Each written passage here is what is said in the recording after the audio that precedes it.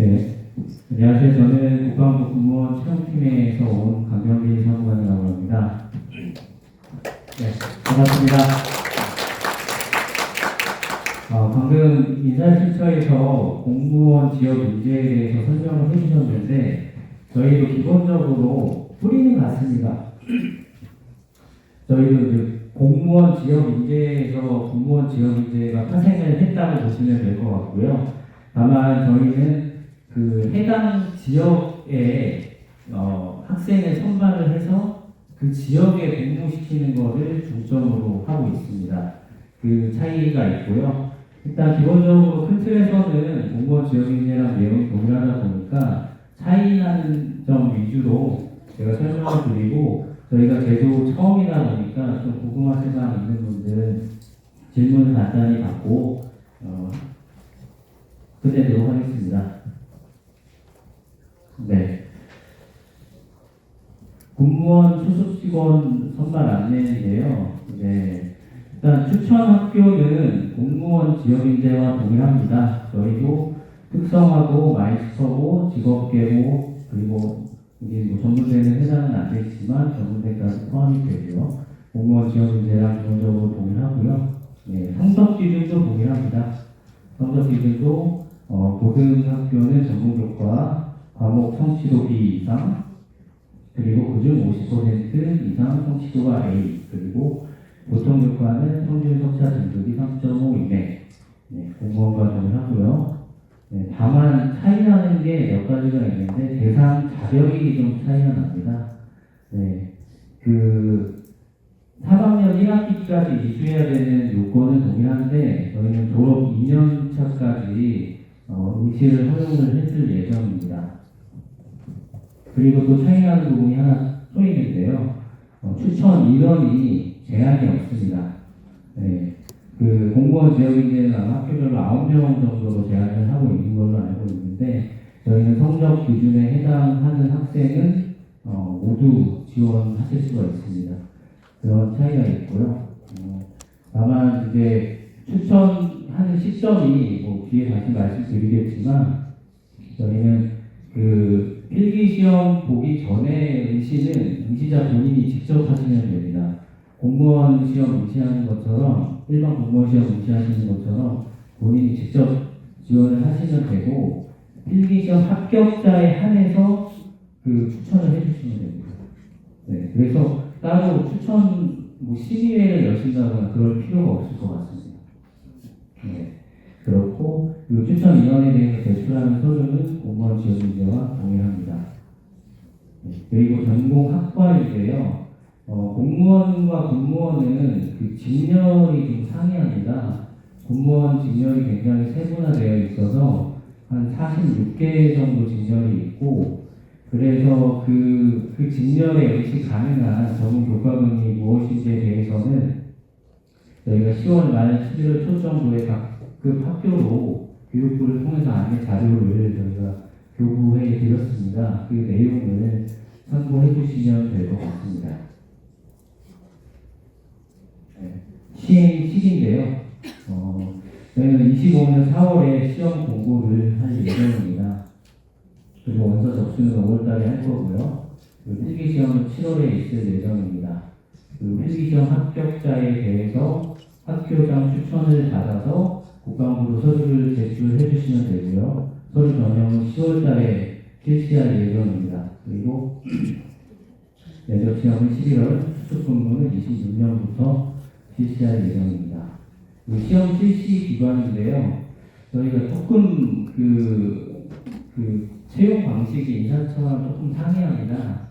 그래서 국방부에서는 국방부 직할부대라는 기관을 채용을 하고 육군, 해군, 공군에서도 각각 채용이 있습니다. 그래서 이거를 사실 통합하면 좋은데 뭐 조직 문제도 있고 하다 보니까 통합이 안 돼 있습니다. 그래서 시험 공고가 나가면 공고문을 4개를 확인을 하셔야 됩니다. 네. 근데 같은 날 공고는 할 거고 국방부에서 일괄적으로 뭐 종합적인 내용을 담은 보도자료나 이런 거는 내부를 할 겁니다. 근데 다만 시험 주관 기간 자체가 상이하다 보니까 그 공고문은 4개를 확인을 하셔야 된다. 네, 그렇고요. 그 말씀드린 대로 시험 공고는 기관별로 실시를 할 겁니다. 그 모집 지역도 공무원과 좀 상이한데 그 공무원 지역인재 같은 경우에 전국 그 시도 광역자치단체까지 해서 17개 지역으로 구분을 했는데 저희는 기본적으로 군부대가 위치한 그 지역을 기본으로 해야 되다 보니까 전국을 9개 지역으로 나눴습니다. 그래서 경기도는 서울, 인천을 포함하고요. 그리고 강원도, 충북, 충남에는 대전, 세종을 포함합니다. 그리고 전북, 전남에는 광주를 포함하고요. 그리고 경남에 부산, 울산 포함하고 경북에 대구까지 포함을 해서 총 제주까지 9개 지역으로 구분을 했습니다. 그래서 아까 그 시험 실시 기간을 말씀드린 것처럼 그 모집 지역의 그 시험 실시 기관 그리고 지역 직렬별 응시자 간의 경쟁하는 방식이 되겠습니다. 예를 들면 육군의 지역인재 9급을 뽑는다. 그럼 강원도 행정 10명이면 그 육군에 응시한 강원도 지역 학생이 요 행정 9급에 응시한 학생끼리 경쟁을 한다는 말씀입니다. 그리고 원서 접수는 아까 인사처 같은 경우에 사이버 국가고시센터라고 말씀하셨는데 저희도 별도로 운영하는 시스템이 있고요. 이게 그 기관별로 운영하는 시스템이 각각 있습니다. 그래서 이것도 좀 복잡한데 그래서 국방부는 그 국직부대가 사실 뭔지 좀 생소하실 수 있는데 예를 들면 뭐 국군 방첩사령부라든가 뭐 사이버사령부라든가 아니면 뭐 국방시설본부라든가 그런 기관이 국직부대고 총 한 30개 정도 국직부대가 있습니다. 네, 그렇게 국방부에서는 국직부대 그 시험을 시스템으로 접수를 받을 거고요. 각군에서는 그 각군에 근무할 근무원에 대한 그 인원을 시스템을 통해서 먼저 접수를 받을 예정입니다. 그리고 가산점인데요. 가산점도 공무원이랑 조금 차이 나는 부분이 있습니다. 공무원 같은 경우에는 자격증 개수에 따라서 2에서 4% 정도 가산을 해주고 있는데 저희는 산업기사 이상은 5% 그리고 기능사는 3% 가산점을 부여하고 있습니다. 국가유공자 가산점은 동일하게 부여하지 않고 있고요. 필기시험 과목은 동일합니다. 국어, 영어, 한국사인데 다만 조금 차이가 나는 게 지금 저희 그 내부 체계상 그 문항수가 조금 그 채점할 때 제한되는 부분이 있어서 아마 그 25문항으로 갈 것 같습니다. 공무원은 20문항으로 알고 있는데 네, 저희는 과목당 25문항 될 것 같고요. 그리고 서류 전형은 아까 말씀드린 대로 필기시험 합격자가 제출을 해주시면 되겠습니다. 다만 필기시험 합격자에 대해서 제출을 하는 거지만 그 각급 학교에서 이 서류를 대신이 아니라 작성을 해서 국방부로 제출을 해주시면 되겠습니다. 그 면접은 자기 기술서를 기반으로 해서 약 20분 정도 실시할 예정이고요. 그리고 향후 근무지는 그 해당 지역 수속 근무 후에 그 근무지를 선택을 할 수 있게 그렇게 진행을 할 예정입니다. 네, 말씀드린 대로 해당 지역에서 약 5년간 근무를 해야 되고 5년 이후에는 본인이 희망하면 타 지역으로 가실 수도 있고 희망하지 않으면 나오실 수도 있는데 공무원이 그 승진 제도가 있다 보니까 그 내부 분석에 따라서 본인이 희망해도 다른 지역으로 가셔야 되는 상황이 생길 수는 있습니다. 그래서 일단 그렇고요. 일단 제가 이제 준비한 그 인사실천 차이나는 부분에 대해서는 간단히 설명을 드렸고 저희 제도가 처음이다 보니까 혹시 궁금하신 점 있으시면 질문 몇 분 받도록 하겠습니다.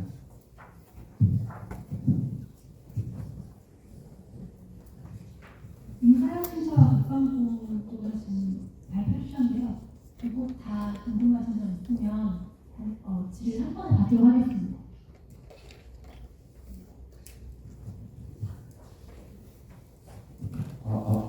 네. 국가학부 국어와 관련해서 네. 그러면 국어영어 한국사 시험 준비는 학생들이 공무원 시험 준비랑 비슷하게 준비를 하면 될까요? 준비는 동일하게 하시면 될 것 같습니다. 저희도 기본적으로 공무원과 동일한 과목은 그 시험 과목이나 범위를 동일하게 하고 있고, 기본적으로 출제하시는 교수님들도 동일하게 하기 때문에 똑같은 방식으로 준비를 하게끔 학생들한테 안내를 해주시면 될 것 같습니다.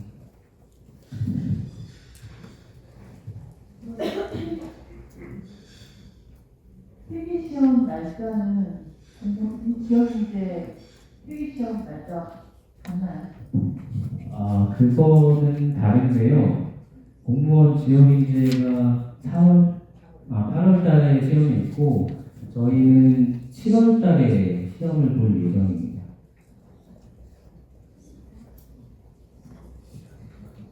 네. 참고로 중대를 갔다 오지 않았기 때문에 이런 질문이 굉장히 네. 있을 것 같은데 후반부라고 하면 저는 개인적으로 서울 지역이기 때문에 수강자 정도 생각밖에 안 나거든요. 수강자요? 네, 그래서 그 지역에 있는 학생들을 선발하셔서 지역에 있는 군무관으로 지금 배치를 하신다고 하면 제가 생각하기에 서울에 군대가 몇 개나 있지 이런 생각이 좀 들게 돼서 네네. 네. 그래서 저희가 지역 구분을 할 때 약간 경기도 안에 서울, 인천을 포함한 게 선생님 말씀하신 그런 이유 때문에 포함한 것도 있습니다. 서울에는 기본적으로 학생은 많은데 부대는 없고, 경기도는 학생도 많기도 하지만 부대도 굉장히 많이 있어서, 그래서 서울 지역 학생이 지원하는 데 있어서 소외되는 문제가 생길 수 있어서, 그래서 경기도 안에 서울, 인천까지 포함을 해서 지원을 받을 예정입니다.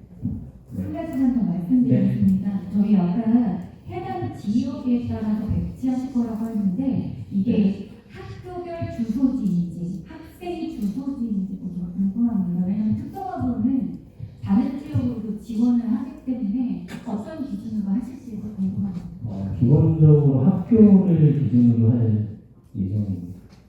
네.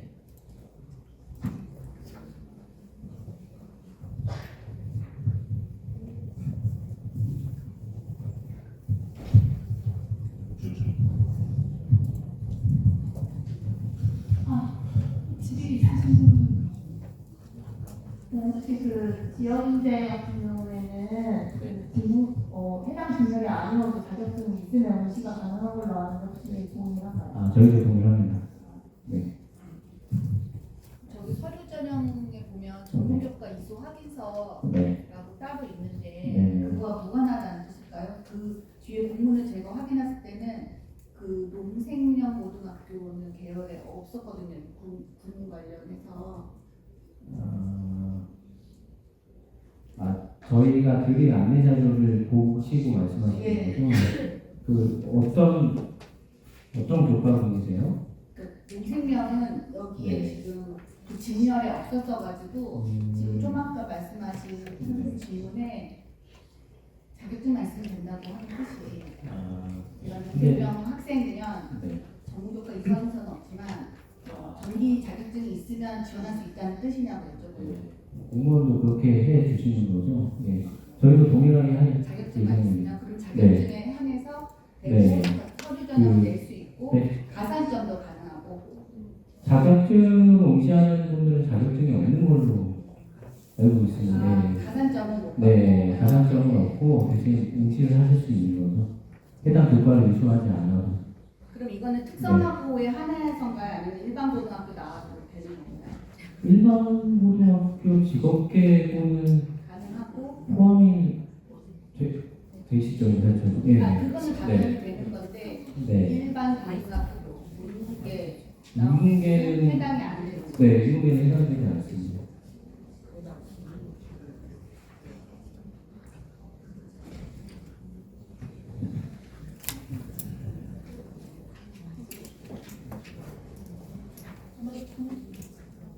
그러면 공무원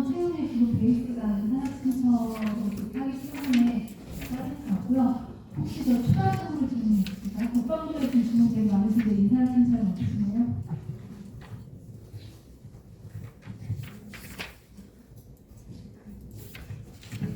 그러면 지역 인재 예, 시험 시험 필기 시험 분야가 다른데 중복 지원이 가능한가요? 가능합니다.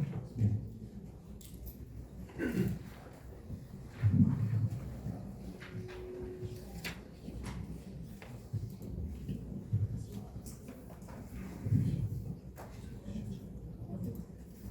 혹시 내년부터 지역 문제 해도 되나요? 제가 잘 못 들었는데 다시 한번 말씀해 주시죠. 지역 문제랑 필기 시험 유형이 비슷하다고 하셨는데 내년부터 지역 문제 필기 시험 유형이 약간 올해까지와 다르게 표시된다고 들었거든요.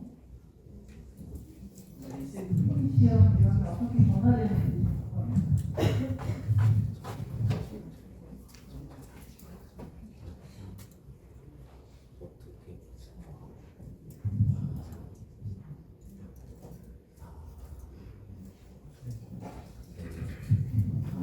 사실 제가 인사처로 바뀌는 걸 몰랐습니다.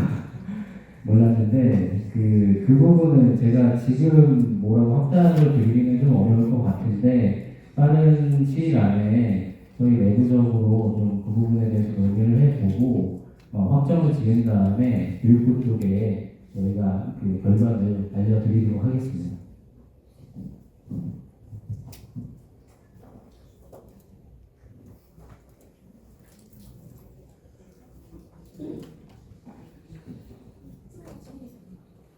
또 질의가 있으시면 손을 들어주시면 될 것 같습니다.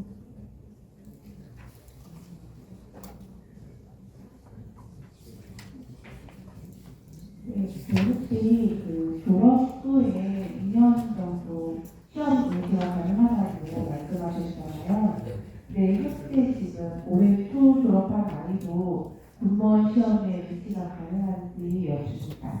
올해 초에 졸업한 학생 말씀하시는 거죠? 네. 저희가 그 최종 시험일 기준 2년까지 역산해서 시험 대상자로 인정을 해주고 있거든요. 그러니까 올해 초면은 저희가 내년에 시험을 본다고 했을 때 2년 범위 안에 들어올 것 같습니다. 그럼 네, 가능한 가능합니다. 네. 감사합니다. 네.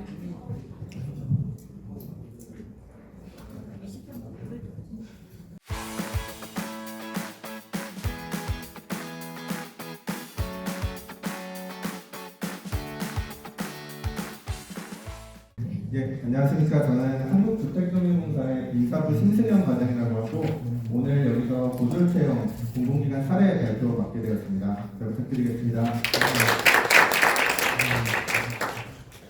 먼저 좀 변명을 좀 하자면은 저희가 지난주 금요일까지 면접 전형을 운영을 하다가 급하게 준비를 해서 일단 자료 양은 좀 많지는 않은데요. 저희는 채용 제도랑 그리고 인사 운영 쪽에서 주요 성과 위주로 오늘 발표하도록 하겠습니다. 네, 목차는 저희 공사를 간략하게 소개를 해드리고 그리고 주택금융공사 고졸채용 제도 설명을 드리고 마지막으로 기타 사항 순으로 발표하겠습니다. 네, 저희 주택금융공사는 간략하게 소개를 하면은 주택금융의 장기적 안정적 공부를 촉진하는 걸 목표로 해서 설립된 회사고 아래 주요 사업 보시면 아시겠지만 정책모기지나 유동화증권, 신용보증 이런 것들이 다 주택과 관련된 금융상품입니다. 그래서 국민 대상으로 금융상품 판매하는 회사라고 이해를 해주시면 될 것 같습니다. 네, 저희 그 고졸채용 제도에 대한 개요인데요. 저희는 그 단연간 고졸 직원분들을 채용을 하면서 몇몇 의견들을 좀 취합을 했고 그거를 총 3가지로 좀 정리를 했습니다. 그래서 가장 첫 번째로는 좀 뭐 선생님들이나 아니면 학생들이 주로 많이 하는 의견이 적극적으로 직업교육 재학생을 좀 채용을 해달라라는 의견이 있었고요. 그리고 두 번째로는 고졸 적합 직무를 좀 개발을 해달라. 그리고 그 입사 이후에 전문성 향상을 할 수 있는 기회를 제공해달라라는 의견이 있었습니다. 그리고 마지막으로는 이건 좀 다들 걱정스러운 의견이 많았는데요. 만약에 입사를 하고 난 뒤에 대졸 근무자들과의 처우 차별이 있는 거 아니냐, 그걸 있으면 어떡하냐, 이런 의견들이 많아서 저희는 그걸 가지고 저희 보졸 채용에 대한 제도를 같은 건 같게, 그리고 다른 건 다르게, 그 차별 없는 직무 능력 중심으로 채용이랑 인사를 운영하겠다라는 이런 모토를 가지고 저희가 제도를 운영하게 된 계기가 되었습니다. 그래서 아래쪽 보시면은 12년도부터 저희가 채용 인원과 그리고 그 중에 직업계교 졸업생들의 숫자를 좀 나타냈는데, 저희가 12년 이전에도 보졸자분들을 채용을 하기는 했었습니다. 근데 그 당시에는 경영진들의 판단에 따라서 어떤 해는 채용을 하고 또 어떤 해는 뭐 한 2년, 3년 동안 안 하다가 갑자기 또 채용을 하고 이런 식으로 운영이 됐었는데, 저희는 좀 적극적으로 직업계교 대학생을 채용한다는 거를 좀 사인을 줘야 된다, 시장에 사인을 줘야 된다라는 그런 목적을 가지고 12년도부터는 매년간 그 직업계고 출신들을 채용을 하고 있고 그렇게 진행을 하고 있습니다. 그래서 지금 현재는 총 12년 이후에 48명을 저희가 뽑았는데요. 그 중에서 현재 재직 중이신 분은 45명 중으로 대부분 뭐 대학교나 아니면 다른 곳으로 이직을 하겠다는 거 외에는 대부분 잘 다니시고 있고, 그리고 저희 종합직원 정원의 한 5.3% 정도 고졸 직원분들이 지금 근무를 하신다고 보시면 되겠습니다. 네, 그리고 구체적으로 설명을 드리면 다른 건 다르게 채용하겠다라는 그 내용인데요. 저희는 이런 모토로 인해서 고졸 채용자분들은 대안 경쟁 채용으로 저희가 그 채용을 하고 있습니다. 그리고 채용 공고시에 이런 공고문에도 대안 경쟁 채용이라는 걸 다 써놨고 몇 명 채용할지 써놓고, 그리고 학교에 또 한 작년 올해 같은 경우는 한 500개 학교 정도의 팩스를 다 돌리고, 그리고 그 중에 한 400, 한 60, 70개 정도 학교가 팩스를 수신 받고 또 문의를 또 해주시더라고요. 많은 학교들이. 그래서 그런 식으로 홍보를 해 나가고 있습니다. 이렇게 저희가 제한 경쟁하는 뭐 다른 부분에서 다른 뭐 기관이나 아니면 정부 쪽에서 제한 경쟁을 하는 목표가 뭐냐고 설명을 하라고 하면은, 저희는 보통 학교 생활을 하면서 좀 제한된 기간 동안에 입사 지원을 해야 되는 학생들의 뭐 과도한 경쟁을 좀 막고, 그리고 또 학교에는 또 선생님들이 있기 때문에 선생님들이랑 좀 협력을 강화해서 좀 인재 선발의 질을 좀 우리가 높이기 위해서 이렇게 제한 경쟁 채용으로 하고 있다라고 설명을 하고 있습니다.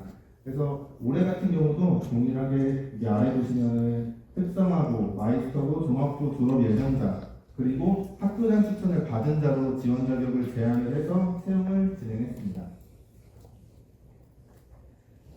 네, 그리고 아까 보신 분들은 아시겠지만 저희가 IT 개발 직군도 따로 쪼개서 한 명씩을 채용을 하고 있는데요. IT 개발 직군은 올해 같은 경우에는 한 대략적으로 한 70대 1 정도 경쟁률을 보여서 지원을 했고, 그리고 매년 같은 경우 IT도 굉장히 인기가 많은 직군 중에 하나입니다.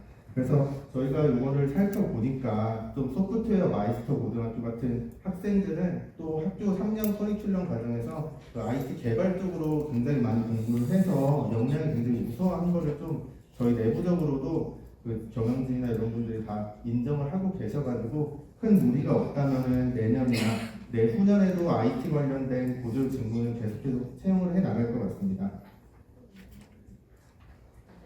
그래서 이런 목적 같은 경우, 목적을 또 저희가 설명을 드리면은, 저희가 공사의 고졸 입사자들이 결국은 대졸 입사자들과 뭐 하는 업무가 다르지 않다라는 것을 저희가 좀 대외적으로 알리는 것도 도움이 되고 하다 보니까 고졸 직원들도 IT 직군을 따로 별도로 두어서 IT 직무를 할 수 있도록 이렇게 배려를 하고 있습니다.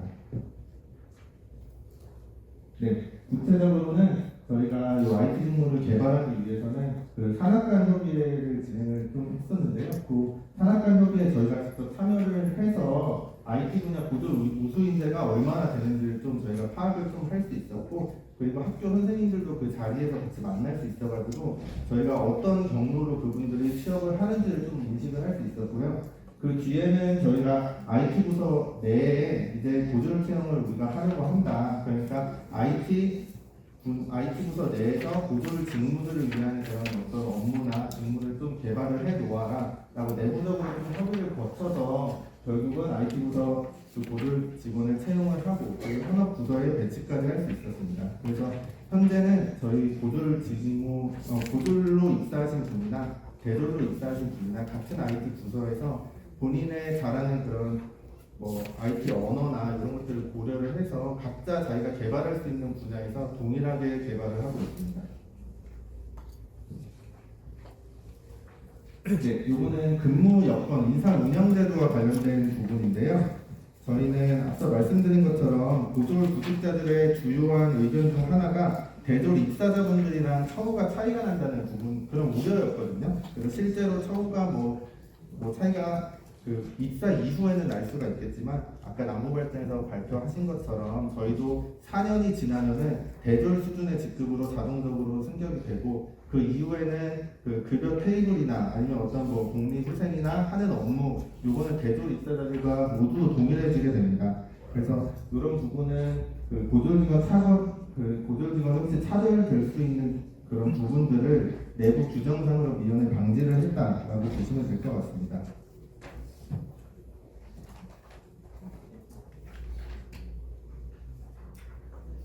네, 그리고 그 직무 능력을 좀 입사 이후에도 저희가 키울 수 있도록 뭐 장학 연수, 직무 연수 등의 교육 훈련 그런 제공을 하고 있는데요.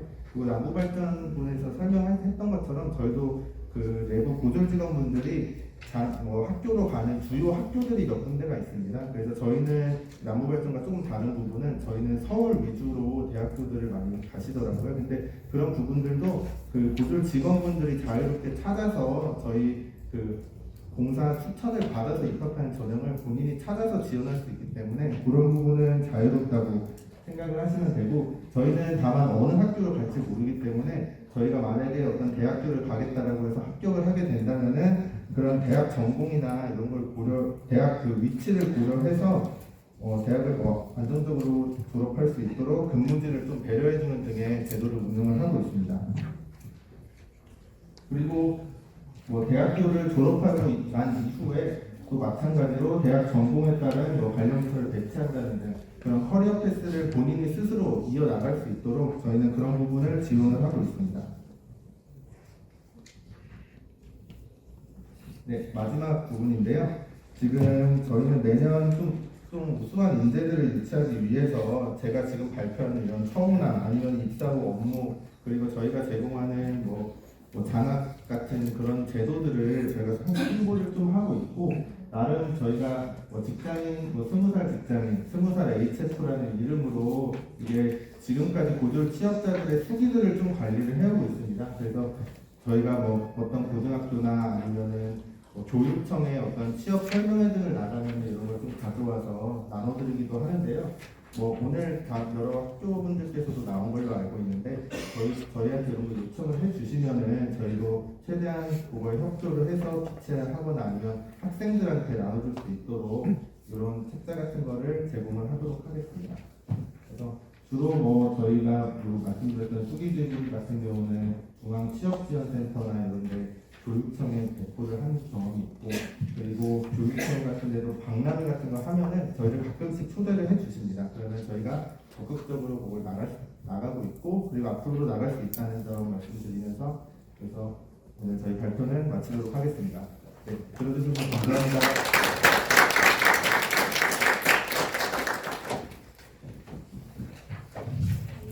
네, 신수과장님 감사합니다. 마지막으로 포스트라 한국무역투자진흥공사의 임리 과장님 앞으로 모시겠습니다. 큰 박수 부탁드립니다.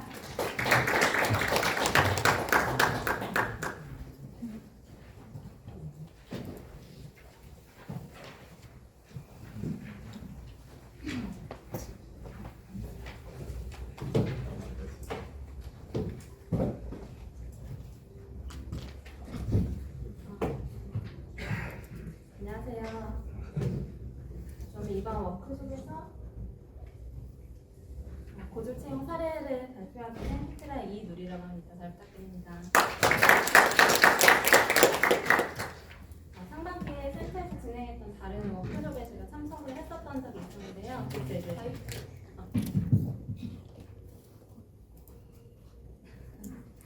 다른 기관 사례를 들으면서 저렇게 이제 잘하고 있는 기관들도 있구나 하면서 이제 감화가 되게 남달랐는데 몇 달 후에 제가 이제 이 자리에서 이렇게 발표를 하고 있을 줄은 전혀 몰랐고요.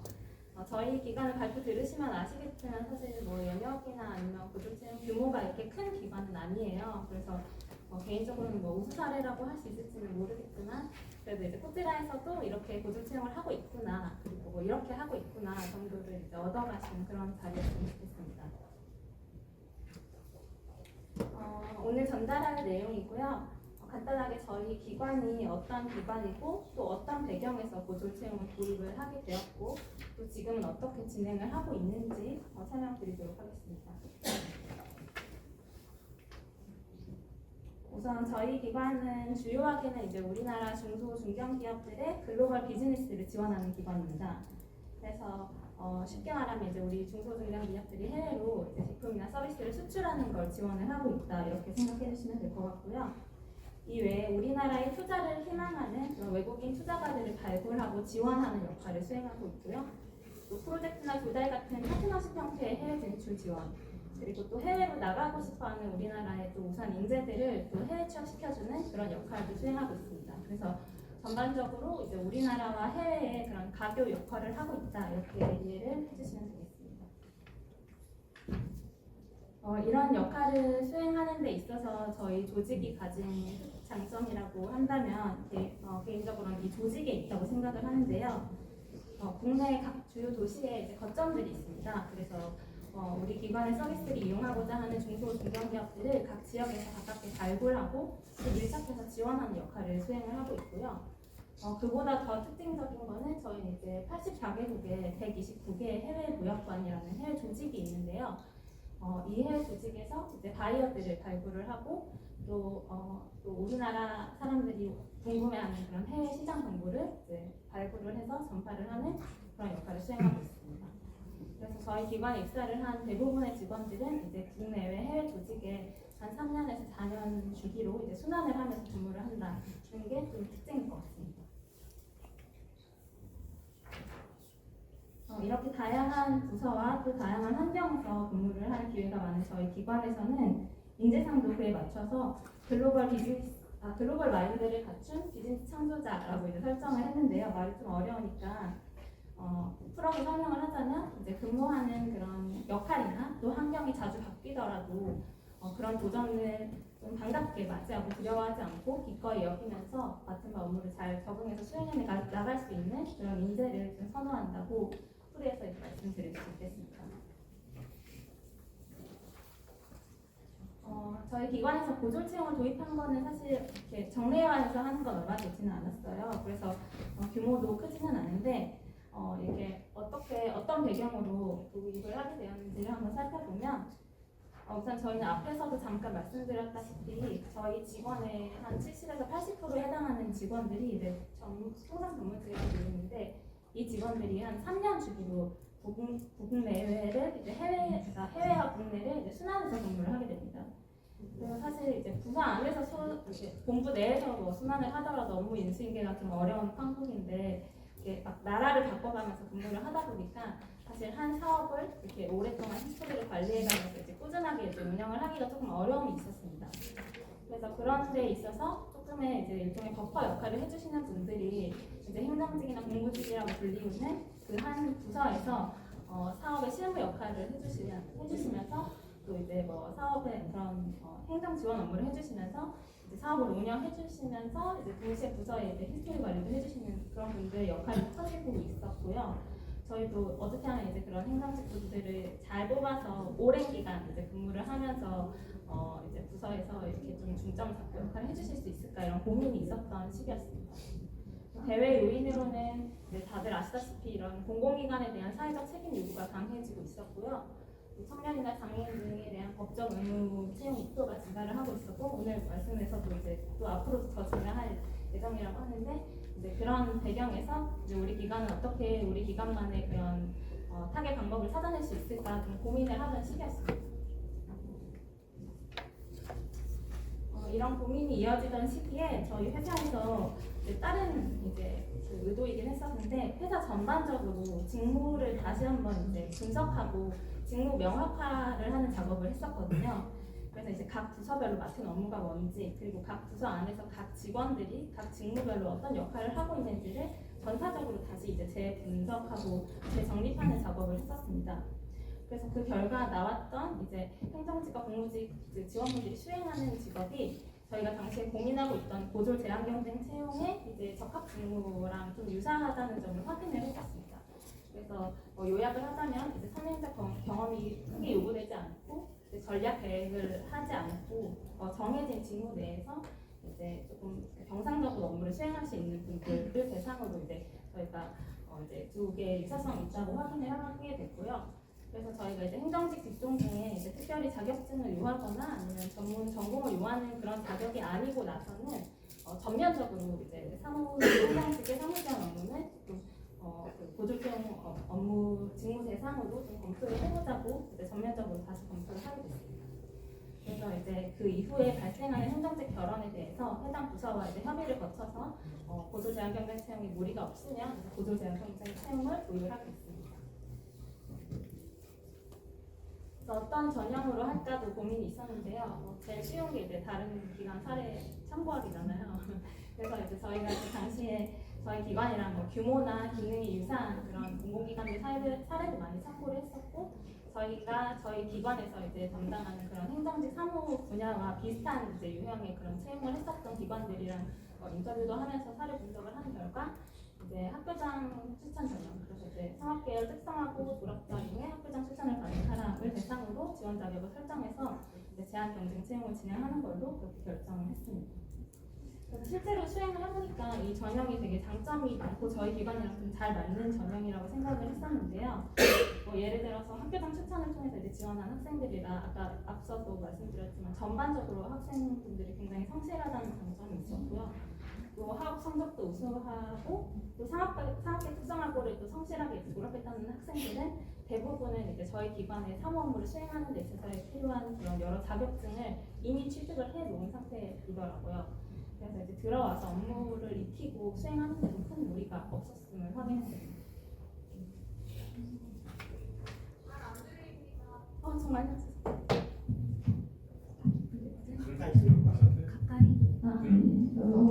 마이크가 꺼져 있어요. 아니 켜져 있어요. 가까이 대고 말씀. 알겠습니다. 죄송합니다. 절반 연계했는데.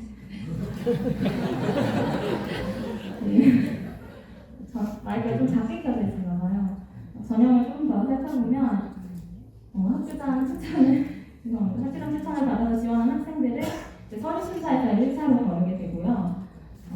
이제 여기서 훌륭한 학생들이 굉장히 많이 지원을 해주는데 이제 저희는 서류 심사에서 가장 많은 탈락자를 발생시키는 구조라서 이제 꼼꼼하게 서류를 검토하고 5배수 내외로 이제 인원을 선발하게 됩니다. 그리고 2차 전형으로 올라가서는 인성검사, 인적성 검사, 그리고 이제 역량면접을 같이 실시를 하게 됩니다. 그래서 SSP 직원들의 평가에서는 저희가 의사소통 능력, 문제해결 능력, 수리 능력, 현재 능력 이 세 가지 영역만 시험을 보고 있고요. 역량면접은 이제 매 해마다 조금씩 전형이 달라지기는 하는데 우선 이제 이번 올해 전형을 기준으로 하면은 그 1대다 면접으로 해서 상황 면접이나 구조화 면접, 발표 면접 이런 이제 다양한 형식의 면접을 좀 사용을 해서 어떤 문제 상황 속에서 그 학생이 얼마나 논리적으로 그런 솔루션을 제공을 하는지, 그리고 그걸 얼마나 또 효과적으로 전달하는지 이런 걸 좀 꼼꼼하게 검증을 하고 있습니다. 그리고 마지막으로 올라가서는 이제 다대다 최종 면접을 통해서 최종 합격자를 선발을 하게 됩니다. 저희는 사실 여기 입사한 직원들은 일반 대졸 신입사원이나 그 행정직 직종 내에서는 아무런 처우에 차별은 없고요. 승진 후유 연한이나 급여 수준이나 복리후생은 모두 다 동일하게 적용하게 됩니다. 그 이유는 저는 이제 일반 사무 업무를 수행하는 직원을 뽑는 건데 사실 그 기술의 실전이나 이런 게 필요하다고 판단을 하지 않았기 때문에 대졸 수준을 올라가기 위해서 4년이 소요되고 이런 이제 별도의 이런 트랙은 없이 그냥 다 동일하게 있으면 적용을 하고 있는 걸로 이해를 해주시면 될 것 같습니다. 그래서 저희는 이제 21년에 직무를 개발하고 전형을 설계한 다음에 22년 처음 도입한 이후에 이제 3년 차에 진입을 했고요. 이제 5명의 직원이 근무를 하고 있고 올해 채용을 통해서 4명에서 5명 정도의 직원이 아마 더 추가로 충원될 걸로 예상을 하고 있습니다. 그 과정에서 이제 중앙취업지원센터의 도움도 많이 받았는데요.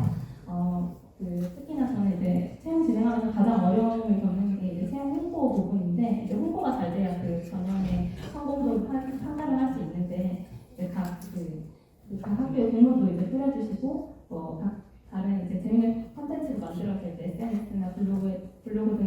해주시고 홍보에 많이 힘써주셔서 매해 도움을 많이 받고 있습니다. 마이크가 잘 안 되는 상태로 이제 마지막 슬라이드가 거의 왔는데요. 그 자료를 준비하면서 2022년, 23년 입사한 학생들한테, 지원자들한테 이제 입사 준비할 때는 어땠고, 입사하고 나서는 또 각자 자리에서 어떻게 지내고 있는지 간단하게 인터뷰를 했었어요. 그래서 내용은 이제 여기 자료를 봐주시면 될 것 같은데, 이제 인상적이게도 그리고 다행스럽게도 다른 직원분들보다 굉장히 이른 나이에 입사를 하셨음에도 불구하고 각자 자리에서 다들 잘 근무를 하고 있는 모습이었고요. 또 입사 당시에 저희가 기대했던 세무, 회계 이런 특정 고정 직무에만 국한을 해서 근무를 하러 계신 게 아니라 이제 해외 무역관이라던가 저희가 지원하는 기업들이라던가 바이어들이라던가 이런 필요한 카운터 파트들과 의사소통도 적극적으로 해나가면서 자신의 업무 수행 범위를 조금씩 넓혀가면서 능력치를 이렇게 빌드업 해나가고 있는 것 같아서 개인적으로 인사 담당자로서는 조금 뿌듯한 그런 인터뷰 시간이었습니다. 참고로 저희 지금 들어와 있는 직원들은 수행하고 있는 업무가 임직원 교육훈련 지원이라든가 아니면 외부 교육사업 운영, 해외 전시회 운영, 그리고 실행 예산 운영, 바이어 지원 이런 진짜 저희 회사에서 수행하고 있는 전반적인 이제 사무 지원 업무를 다 수행을 하고 있습니다. 그리고 이게 마지막 학생인데요. 이거 앞서서 그 12개 정부부처에서 그 직업계고 학생들 지원 사업을 이제 어떤 것들을 운영하고 있다 이렇게 설명해 주셨을 때 나왔던 사업 중에 하나거든요. 저희가 이제 FTA 실무 양성과정 실무 양성과정이라는 걸 운영을 하는데 직업계고 학생이 들어와서 이제 본인이 직접 이제 직업계고 학생들을 도와주는 그런 사업을 운영을 하고 있더라고요. 그래서 이런 부분도 조금 인상적이었습니다. 그래서 저희는 이제 채용을 해보니까 사실 대졸 신입사원들 못지않은 성실함과 못지않은 이제 능력으로 잘 적응을 해서 근무하고 있었고, 또 저희 회사에서 가장 고민이었던 이제 근속연수도 아직 2년밖에 안 되긴 했지만 이제 잘 이제 이어나가고 있는 걸로 확인을 했고요. 저희도 이제 매년 정기적으로 고졸지원생 채용을 진행을 할 걸로 예상이 되는데 여기 계신 분들이 이제 매년 저희 채용 공고 올라올 때마다 많이 관심 가져주시고 응원해달라는 말씀 드리면서 제가 마치도록 하겠습니다. 감사합니다.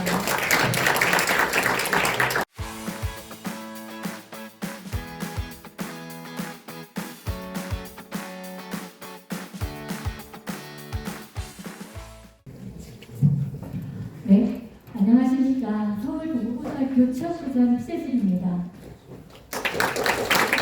오늘 갑자기 쌀쌀해진 날씨 때문에 많은 앞에서 분들이 날씨에 대해 언급해 주셨는데요. 여기 계신 특성화 고등학교 선생님들은 지금 계절을 느끼실 겨를이 없으시죠? 저는 달력에서 11월을 빼고 싶을 정도로 지금 힘든 시기를 보내고 있습니다. 그 이유는 다들 아시겠지만 지금이 특성화고 신입생 모집 홍보 기간이기 때문입니다. 저도 홍보 담당 학교가 8곳이나 되기 때문에 사실 이 제의를 받았을 때 부담감이 컸던 건 사실입니다.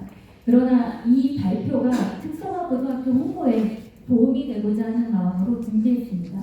이런 마음으로 같이 봐주시길 부탁드리겠습니다. 저희 서울 동부고등학교는 서울시 성북구에 위치한 특성화 고등학교입니다.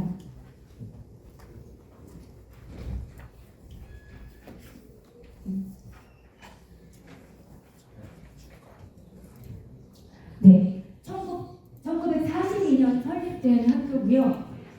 여기 앉아 계신 많은 분들은 동부여자상업고등학교로 기억하고 계실 겁니다. 60여 년 동안 사용했던 교명이기 때문에 그렇고요.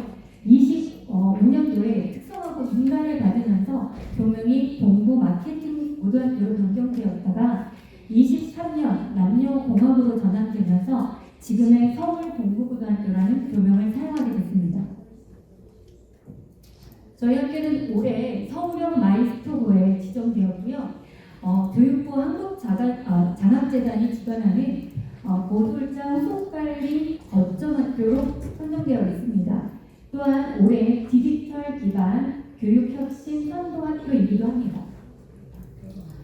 저희 학교 학과는 82년 전통을 이어오고 있는 스마트 금융 경영과 그다음에 재구조화에 성공한 컨텐츠 크리에이터과와 디자인과 공연 예술과로 편제되어 있습니다. 저희 학교 연도별 취업 현황을 좀 보여드리겠습니다.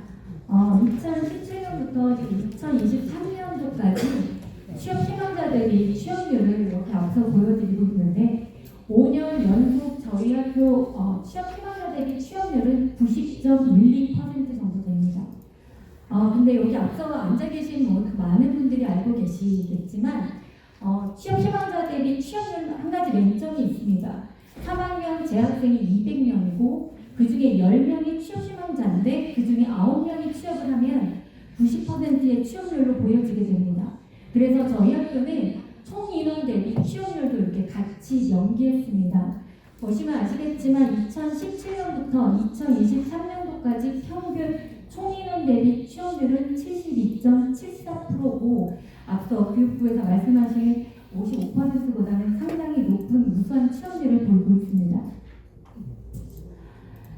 저희 학교의 잘하는 취업률보다는 취업의 질이라고 말씀드릴 수 있습니다. 21년도부터 23년도까지 저희 학교 학생들이 근무하고 있는 우수 취업처를 지금 이렇게 보여드리고 있습니다. 저희 80여 년 동안 배출된 저희 학교 졸업생들이 이름만 들어도 믿음이 가는 그런 좋은 직장에서 95% 이상이 정규직으로 근무하고 있습니다. 그리고 2023년 저희 취업학생의 평균 초임 연봉은 3,196만 원입니다. 제 기억으로는 최저 연봉은 2,798만 원이고요. 작년 최고 연봉은 5천만 원이었습니다. 이런 취업 현황을 유지할 수 있었던 저희 동부만의 약간 시스템을 좀 알려드리고자 이 자리에 쓴 겁니다. 저희 학교는 1, 2, 3학년 특별한 디딤돌 프로그램, 디딤돌 수업이 있습니다. 취업 지도 역량을 가진 보통 취업부 교사들이 되는데요. 방과 후 수업으로 1, 2, 3학년들 학생 전체에 이렇게 취업 역량 교육을 하고 있고 좀 앞에 지금 보여지는 사진은 올해 실시한 디딤돌 수업 사진입니다. 또한 서울시 교육청에서 보내오는 공문들을 꼼꼼히 따져서 학교로 찾아가는 나만의 퍼스널 브랜딩 교육, 권역별로 찾아가는 꿈키움 마인드업, 신한 커리어 특강 등 취업 기능 강화 교육에 대한 공문이 오면 적극적으로 신청해서 프로그램을 실시하고 있습니다. 또한 앞서 잠깐 말씀드렸는데 저희 학교는 전국의 17개국 거점학교 중에 하나인 고졸자 후속관리 지원 모델 개발 사업을 운영하고 있는 학교고 횟수로 5년차를 진행했습니다. 정말 감사한 사업이고요. 저희 학교 이렇게 취업률을 높이는데 많은 기여를 한 사업입니다. 졸업생들이 필요로 하는 오프라인, 온라인 취업 역량 교육뿐만 아니라 더 이상 교복을 입고 면접을 갈 수 없는 학생들이기에 면접 의상, 신발까지 대여하는 전문 업체와 MOU를 맺어서 면접 가는 졸업생들에게 면접 의상을 대여해주고 있고요. 그래서 저희 학교 학생뿐만 아니라 많은 주변에 있는 특성화 고등학교가 이 혜택을 받고 있습니다. 또한 여기 계신 많은 특성화 고등학교 선생님들 유관기관과 긴밀한 협조를 하고 계실 텐데 저희 학교도 서울시 여성능력개발원의 일자리 부르승팀에 매년 자소서 첨삭 지도와 면접 지도를 받고 있습니다. 정말 매년 감사드리고요. 서울시뿐만 아니라 서울시 고용노동청의 기업 탐방 일 경험 프로그램이라든가 고용센터 내에서 진행하고 계신 진로 미결정자 연계 프로그램 뿐만 아니라 주변 대학 일자리 센터에서 진행하고 있는 각종 취업 지원 서비스를 저희는 받고 있고 이렇게 유관기관과의 긴밀한 협력 프로그램이 또한 이제 취업률을 높이는데 많은 도움이 되고 있습니다. 앞서 교육부 사무관님께서 말씀해 주셨는데 저희 특성화고등학교의 그 로드맵이죠. 선취업 후진학의 현황을 가장 성공적으로 지키고 있는 학교 중에 하나가 저희 학교라고 생각합니다. 보시면 앞서 2019년부터 2021년까지 월등한 취업률이 있었기 때문에 그 졸업생 676명 중에 546명, 즉 80% 50%가 넘는 학생들이 재직자 특별 전형으로 상영제 대학에 이렇게 합격을 한 상태입니다. 또한 82년 전통이라는 것이 좀 무섭습니다. 많은 졸업생들이 있기 때문에 졸업생 연계 사업도 같이 할 수 있었는데요. 가장 대표적인 것이 동창회와 협조해서 저희 학교 졸업생 중에 대표로 계신 대표이사 기업을 운영하고 있는 회사를 찾았고요. 대표적인 약속명가 대표님이 저희 본교 졸업생이었습니다. 약속명가랑 연계해서 저희 졸업생들을 취업시키고 여러 동문기업을 발굴해서 취업률을 높이는데 노력하고 있습니다. 뿐만 아니라 많은 학교에서 졸업생 멘토 특강을 하고 계시겠지만 저와 같은 교사나 강사들이 아무리 얘기하는 것보다 직접 졸업생이 와서 본인의 학교 생활과 함께 성공 사례를 얘기하는 것이 좀 후배들에게 정말 많은 자극이 됩니다. 취업 마인드 강화와 정말 동기부여에는 졸업생 이런 멘토 특강만한 것이 없다고 생각합니다. 저희 학교는 매년 이것을 실시하고 있습니다. 이거는 전반적인 저희 학교 취업 현황에 대한 얘기였고요. 앞서 이렇게 제의를 받고 나서 2019년부터 저희 학교 DB에 있는 공기업 성공 사례를 좀 찾아봤습니다. 저희 학교보다 훨씬 우수한 전국에 많은 특성화고등학교가 있다고 알고 있습니다. 공기업 합격 사례가 있는. 근데 저희 학교는 후반부에 다시 한번 말씀드리겠지만 공기업 지원 학생이 그렇게 많지는 않습니다. 근데 한 가지 저희 학교의 특징은 학생들이 가장 많이 선호하고 있는 금융 공기업에 많이 합격한 사실을 알 수 있을 것입니다. 그 이유는 저희 학교의 취업 역량 코어반이라는 그 학생을 선발해서 공기업 희망자 학생들에게 집중적으로 교육하고 있는 이런 반을 운영하는 건데요. 여기 계신 많은 분들 중에 보편적 교육을 선호하시는 학교에서는 이렇게 몇몇 아이들을 선발해서 교육하는 것에 대해 부정적이실 수도 있습니다. 그러나 앞서 많은 공기업에서 발표하셨듯이 이 공공기관 추천 자격 자체가 내신 등급 3등급 이내이거나 학교적 추천인원 최대 3명 이내로 제한하고 있기 때문에 전체 대상으로 공기업 운영을 하는 것은 솔직히 효과가 많이 떨어졌습니다. 그래서 제가 취업부장을 4년차 하고 있는데 이 기간 동안에 취업역량 코어반에 좀 더 집중적으로 투자를 했고 앞서 말했던 직무, NCS, 집중학습이라든가 내신 관리, 그다음에 가산점이 있는 자격증을 방과 후 수업이나 인터넷 강의, 그다음에 무료로 교재를 배부함으로써 학생들에게 집중적으로 공부를 시켰습니다. 그 결과 제가 취업부장으로 있으면서 합격한 공기업 사례입니다. 한국은행, 금융감독원, 한국예탁결제원, 서울신용보증재단, 그다음에 신용보증, 철도공사, 도로공사, 근로복지공단까지 저희가 이런 합격생을 배출해낼 수 있었습니다. 제가 앞서 말한 취업역량 코어반은 크게 공기업반과 공무원반으로 이렇게 나뉘어져 있습니다. 앞서서 공무원 지역인재 제도 굉장히 관심을 갖고 오늘 왔었는데요. 그 공무원하고 그 공무원 지역인재 도급은 앞서 말한 공기업하고는 체형이 좀 다릅니다. 앞서 다 말씀해 주셨지만 보통교과 3.5등급 이내에 들어야 되고 국어, 영어, 한국사 시험을 봐야 합니다. 그렇기 때문에 이 학생들의 보통교과 내신 관리, 그 다음에 국어, 영어, 한국사, 보통교과 선생님들께 방과 후 수업을 좀 부탁을 드려서 집중적으로 관리하고 있습니다. 그래서 합격된 저희 학교 공무원 합격 현황입니다. 좀 창피한데요. 왜 그러냐면 제가 알기로 공무원 학교장 추천 인원 7명을 전원 합격시키는 학교도 있고 작년부터 9명을 늘었을 때 9명 가까이 되는 합격생을 배출한 우수한 특성화고등학교도 여기에 많은 것으로 알고 있습니다. 그러나 저희 학교 학생들은 공무원반 그 2018년, 19년 그 공무원반 지원 학생이 최대 6명이었고요. 22년에는 3명, 작년에는 2명, 올해는 안타깝게도 공무원 희망자가 1명이었습니다. 1명이 오늘 필기 합격했다는 통보를 받았고 면접을 준비하고 있습니다. 저희 학교에서 왜 공무원반 지원을 안 할까 생각해 봤더니 아까 잠깐 말씀드렸지만 우선 채용 절차가 길고요.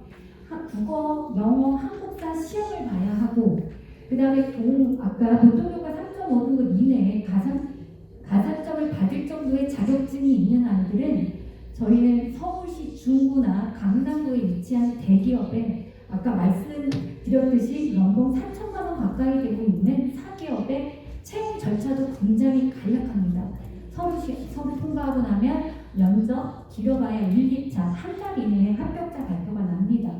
그런 학생들이 많은 학생들이 그렇게 사기업을 선호하기 때문에 이렇게 전형이 길고 그리고 민원 등을 해야 되는 업무 강도가 있는 그런 고충이 있는 공무원을 많이 선호하지 않고 있는 것은 사실입니다.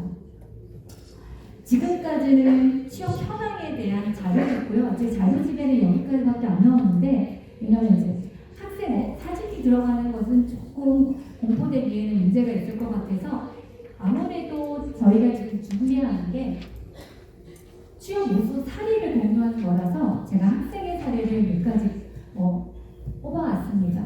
우선 이 학생 중학교 성적 내신 4.7%였습니다. 그래서 중학교 많은 선생님들이 너 성적이면 일반고 가고 자사고 가야지 무슨 특성화 고등학교냐. 근데 이 학생은 중학교 때 벌써 한국은행이 뭔지 알았던 학생입니다. 그 이유는 이 학생의 언니, 친언니가 이 학생보다 상대적으로 성적이 낮았으나 저희 학교에 왔고 NH 투자증권에 합격해서 근무를 하였고 재직자 특별 전형으로 중앙대를 합격해서 일과 학습을 병행하는 걸 봤기 때문에 중학교 학생들이 아무리 뜯어말려도 저희 학교에 오게 됐습니다. 그리고 이 학생은 중학교의 꿈을 저희 학교에서 이뤘습니다. 또 한 명의 사례는 이 학생의 사례를 뽑은 이유는 이 학생은 제가 앞서 고졸점 후속관리 사업을 하고 있다고 했는데요. 이 학생은 고3 때 합격한 것이 아니라 졸업 후에 합격했기 때문에 사례를 좀 뽑았습니다. 저희가 고졸점 사업을 하고 있기 때문에 채용 정보를 졸업생, 미취업자 졸업생들한테 톡을 알리고 자소서 첨삭지도뿐만 아니라 취업역량 포함원 자체가 인터넷 강의를 졸업 후에까지 듣도록 저희가 열어놨습니다. 그래서 이 학생은 당당히 금융감독원에 합격했고 올해 성균관대학교에 합격했다는 기쁜 소식을 전해왔습니다. 지금까지 사례가 너무 혼자서도 잘하는 학생들 사례이기 때문에 좀 다른 사례를 좀 가져왔습니다. 네, 중학교 성적 70%가 좀 넘는 학생인데요. 이 학생이 성적 관리를 못했던 이유는 태권도 특기자였습니다. 그래서 체육학과를 지원하고 있었기 때문에 그렇게 내신 관리를 하진 않았던 학생입니다. 근데 안타깝게 중학교 때 부상으로 더 이상 태권도를 할 수 없게 됐습니다. 그래서 진로를 고민하던 중에 저희 학교에 지원한 학생입니다. 앞서 잠깐 말씀드렸지만 이 학생이 일반 고등학교에 간다면 결코 이 성적이 나올 수 없습니다. 일반고는 중학교에 똑같은 국영수 4과의 심화학습을 하는 학과로 편제되어 있습니다. 그러나 저희 특성화 고등학교는 기본적인 보통교과 외에도 전문교과가 50% 이상 되기 때문에 이 학생의 이런 드라마틱한 한 자릿수 성적을 유지할 수 있었고 그래서 이 학생이 당당히 한국예탁결제원의 필기에 합격할 수 있었습니다. 또한 제가 면접 지도를 했는데요. 이 친구의 그 부상으로 태권도를 그만두게 됐던 그 가슴 아픈 실패 사례를 어떻게 성공적으로 이겨내는지 1분 자기소개를 만들었고요. 집중적으로 면접 지도를 한 결과 이렇게 좋은 성과를 낼 수 있었습니다. 제가 앞서 잠깐 이 자리에 선 이유가 특성화고 홍보에 도움이 되고자 섰다고 말씀드렸습니다. 여기에 앉아 계신 인사부처의 관계자 여러분께 부탁드리고 싶습니다.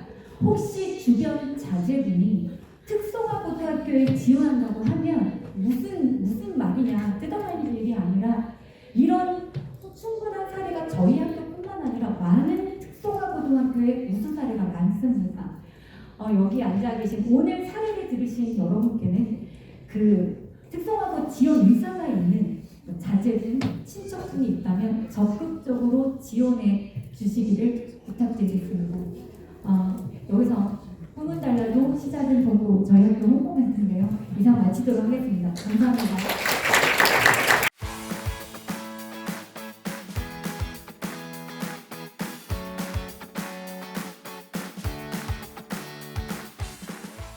네, 안녕하세요. 한국직업능력연구원 김민입니다. 오늘 아주 의미 있는 자리에 발표를 하게 해주신 교육부 김동욱 과장님, 진경호 사무관님께 감사드리고 또 중앙취업지원센터에도 감사드립니다. 사실 오늘 각 기관에서 제일 궁금해하시는 우리 보졸 청년들이 어떻게 우리 공공기관에 취업을 하고 있는지 이런 사례들은 사실은 채용의 프로세스라든지 이런 부분들은 앞서 우리 청년 선호 기관들에서 많이 설명을 해주셨는데 제가 발표드릴 내용은 사실은 보졸 적합 직무를 우리 기관들에서 어떻게 발굴을 하시면 좋을지에 대한 내용이라고 보시면 될 것 같습니다. 이 연구는 사실은 한 3, 4년 전에 진행을 했던 연구이고 제가 이제 매년 조금씩 업데이트해서 기관들을 설명을 드리고 있고요. 설명의 방식은 일반적으로 공공기관에서 보졸 적합 직무로 발굴하실 수 있는 내용들, 그리고 각 기관이 조금 특화돼서 발굴하실 수 있는 내용들, 그리고 기존에 있던 직무를 조금 세분화해서 보졸 직무로 만드는 방법들, 혹은 기존에는 다양한 직무들을 묶어서 새로운 보졸 직무로 만드는 방법, 이렇게 한 3가지 정도로 해서 조금 가이드를 드리는 방식이다라고 생각하시면 될 것 같습니다. 그리고 일반적인 내용으로 조금 설명을 드려야 되기 때문에 좀 여러분들이 딱 기관에만 디테일한 내용이 아니다라고 생각하실 수도 있지만 큰 틀에서 앞으로 어떻게 하시면 좋을지에 대한 방향을 설명드리는 자료다 이렇게 생각해 주시면 좋을 것 같습니다. 보졸 적합 직무 도출 프로세스는 사실 2가지로 나누어진다고 보시면 될 것 같은데요. 페이지에 제가 yes or no 이렇게 2가지로 해놨는데 오늘 사실은 공공기관들에서 사례를 말씀해 주실 때는 yes, 즉 보졸 적합 직무로 바로 사용할 수 있는 직무가 있는 기관들도 좀 있으셨어요. 이 경우가 사실은 가장 편하게 아니면 가장 손쉽게 보졸들을 채용할 수 있는 그런 기관이라고 보시면 되고 반대로 좌측에 있는 노라고 되어 있는 기관들, 즉 우리는 지금 당장 있는 직무에서 바로 보졸 청년들을 채용하기 어려운 경우에는 2가지 방법 정도로 제가 보졸 적합 직무를 발굴하는 방법들을 설명드리려고 합니다. 네, 그래서 바로 이제 적합 직무 발굴이 가능한 사례들을 조금 설명드리려고 합니다. 사실은 이런 경우는 많지는 않습니다. 그래서 이 경우를 이제 먼저 조금 설명을 드리고 나면 큰 틀에서 어떻게 하실 수 있는지 이해가 되기 때문에 먼저 바로 우리 회사에서 갖고 있는 직무 중에 한두 가지의 직무를 뽑아서 보졸 채용을 할 수 있는 경우 먼저 설명드리도록 하겠습니다. 이 페이지를 좀 보시면 좋을 것 같은데요. 일단은 설명에 앞서서 조금 말씀을 드리면 제가 일단은 A 직무, F 직무, G 직무로 오늘 3가지의 도출 방법을 설명드릴 텐데 A 직무 쪽 좌측을 조금 보시기에도 단순해 보이시죠? 지금 좌측에 있는 우리가 이미 갖고 있는 A 직무 그 자체를 그대로 가지고 와서 보졸 적합 직무로 발굴하는 사례라고 보시면 될 것 같고요. 연두 색깔 F 직무를 보시면 우리 회사에 원래 있던 B 직무 중에서 업무 2개 정도, 2-3개 정도로 가지고 와서 F 직무라는 보졸 직무를 만들게 되는 사례라고 보실 수 있을 것 같아요. 그리고 가장 복잡한 G 직무는 우리 회사에 있던 다양한 직무들의 몇 가지 업무를 뽑아서 새롭게 G 직무라는 보졸 적합 직무를 만들게 되는 방법, 이 3가지를 설명드릴 예정입니다. 자, 가장 손쉬운 방법, 손쉽다고 하는 표현이 맞는 표현인지는 모르겠지만 지금 우리 회사가 갖고 있는 그 직무 그대로 보조의 적합 직무를 도출하는 방식을 A 기관의 사례를 통해서 설명드리려고 합니다. 사실은 오늘 슬라이드에 있는 내용들은 실제 이제 공공기관의 사례를 가지고 만든 내용들입니다. 그래서 약간의 디테일들은 지우고 제가 설명을 드리지만 실제 기관들에서 했던 사례를 기반들로 말씀드린다고 보시면 될 것 같습니다. 자, 보조의 적합 직무를 만든다. 그럼 그때 제일 먼저 필요한 것이 뭐냐라고 물어보신다면 사실은 다행스럽게도 오늘 참여해주신 많은 공공기관들은 대부분 직무 기술서를 가지고 계실 것 같습니다. 그리고 가급적 NCS 기반 직무 기술서를 갖고 계신다면 오늘 제가 설명드리는 이 프로세스대로 보조의 적합 직무를 도출하시는데 훨씬 용이하게 하실 수 있을 것 같습니다. 그래서 사실은 채용 자체도 공공기관 분들이기 때문에 NCS 기반으로 채용을 많이 하시기 때문에 대부분 기관에서 직무기술서도 NCS 기반으로 갖고 계시고 이 NCS 기반 직무기술서만 갖고 계시다면 비교적 어렵지 않게 보조의 적합 직무를 발굴하실 수 있다. 이렇게 보실 수 있을 것 같습니다. 넘어가도록 하겠습니다. 조금 더 구체적으로 설명드리도록 하겠습니다. A기관 같은 경우에 사례를 좀 제가 설명을 드리면 A기관 같은 경우에는 직무 분석을 했더니 이 기관의 직무는 총 55개의 직무를 갖고 있는 공공기관이었습니다.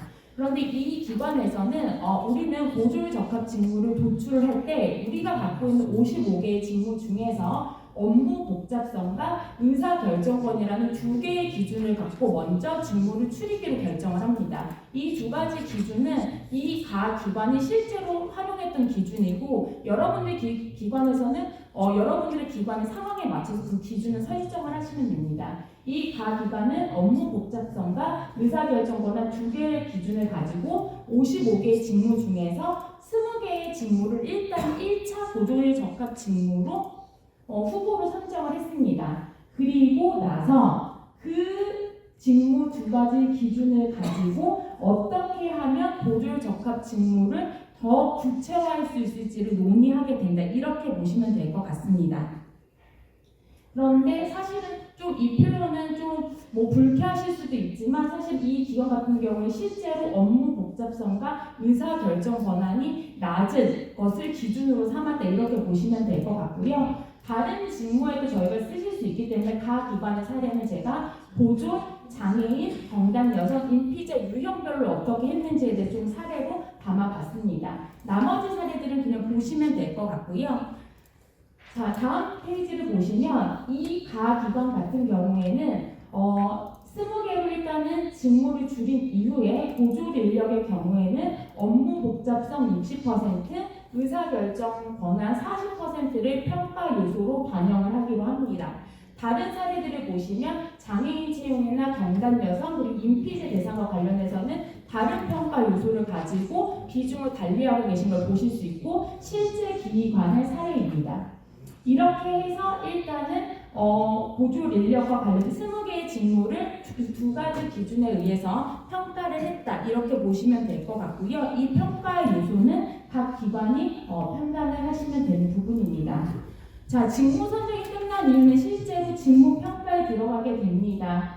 보시면 아시겠지만 이 기관 같은 경우에는 업무 복잡성과 의사결정 권한의 경우가 전체 평균 이하인 직무를 보조의 적합 직무로 선정하겠다고 기준을 잡게 됩니다. 이 기준은 말씀드렸다시피 해당 기관의 실제 사례를 기반으로 한 것이고요. 이 기준에 대해서는 각 기관에서 자체적으로 판단하실 부분이다. 이렇게 생각을 하시면 될 것 같습니다.